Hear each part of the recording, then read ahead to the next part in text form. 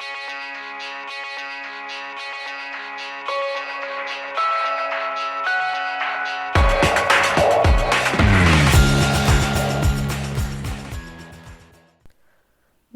मैं कंचन नौटियाल लेके आई हूँ एक स्पेशल रिपोर्ट। भारत में नोटबंदी के बाद डिजिटल पेमेंट में काफ़ी तेज़ी देखी गई है। करप्शन पर रोक लगाने के लिए पीएम नरेंद्र मोदी ने 8 नवंबर 2016 को नोटबंदी की थी, ताकि जितनी जेबें काले धन से भरी हुई है उनको साफ किया जाए। नोटबंदी के दौरान कई करोड़ों का काला धन नालों में बहता हुआ भी दिखा था। नोटबंदी के बाद से डिजिटल पेमेंट में काफ़ी अच्छा बूम आया है। लोग कैश के बजाय यूपीआई का इस्तेमाल करना सही और आसान विकल्प समझते हैं। साथ ही कोरोना काल में 1 गज की दूरी को कायम रखने के लिए डिजिटल पेमेंट ने खरीदारी के वक्त काफ़ी बड़ी भूमिका निभाई है। ठेले वाले से सब्जी लेनी हो या प्रॉपर्टी डीलिंग में नगद देना हो, लोग कैश को ही सही विकल्प समझते थे। लेकिन डिजिटल प्लेटफॉर्म के आते ही हर ठेले पर पेटीएम स्कैनर मौजूद है। लेकिन सवाल ये आता है, क्या डिजिटल माध्यमों के आने से कैश सर्कुलेशन में कटौती आई है? ऐसा माना जा रहा था कि डिजिटल प्लेटफॉर्म के आने के बाद कैश सर्कुलेशन काफ़ी कम हो गया है। लेकिन अगर एक सवाल हम आपसे पूछें, जब भी हम किसी भी चीज़ को ऑनलाइन ऑर्डर करते हैं तो अभी भी सबसे ज़्यादा प्रेफर्ड पेमेंट ऑप्शन क्या होता है? अधिकतर लोग COD यानी कैश ऑन डिलीवरी के विकल्प को ही चुनते हैं, क्योंकि उसमें एक सिक्योरिटी दिख रही होती है। इसी तरह कुछ लोग कैश को रखना एक सिक्योरिटी मानते हैं। चलिए अब कुछ डेटा की तरफ नजर डालते हैं।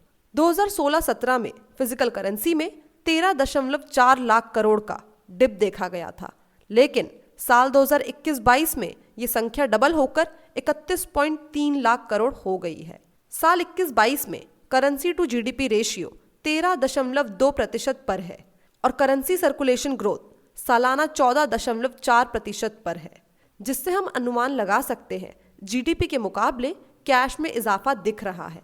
सर्वे के अनुसार पता चला है कि 16% लोग ट्रैवल के वक्त कैश का इस्तेमाल और साथ रखना ज़्यादा अच्छा विकल्प समझते हैं। यही नहीं, बल्कि GST, रिसिट और ऑफ रिकॉर्ड से बचने के लिए आज भी लोग कैश का ही इस्तेमाल करते हैं। और सर्वे के अनुसार ग्रॉसरी में आज भी 76% कैश का ही इस्तेमाल किया जा रहा है। जहां एक तरफ डिजिटल पेमेंट की चकाचौंध से सब ये अनुमान लगा रहे थे कि आने वाले वक्त में कैश सर्कुलेशन में भारी गिरावट आएगी, वहीं दूसरी तरफ नोटबंदी के वक्त ही एक्सपर्ट्स ने ये अनुमान लगा लिया था कि जैसे ही माहौल दोबारा से नॉर्मल होता जाएगा, लोग वापस कैश का इस्तेमाल करते दिखेंगे, क्योंकि करेंसी को डिजिटल करना एक आसान काम है। लेकिन लोगों को लंबे समय या हमेशा के लिए डिजिटल पेमेंट इस्तेमाल करने में बदला जाए, ये बेहद आसान काम नहीं है।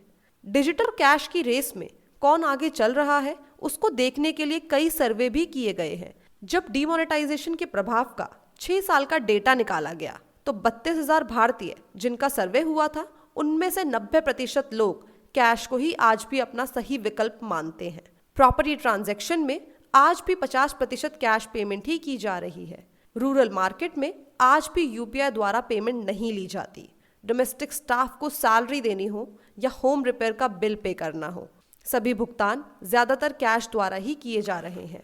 तो अब इन सभी रिपोर्ट को देखकर समझ में आता है, लोग UPI डाउनलोड तो करते हैं, लेकिन आज भी पैसा देते वक्त लोग कैश देना ही सही विकल्प समझते हैं। तो ये थी आज की स्पेशल रिपोर्ट। जल्दी मिलेंगे एक अगली रिपोर्ट के साथ, सिर्फ फाउंडर इंडिया पर।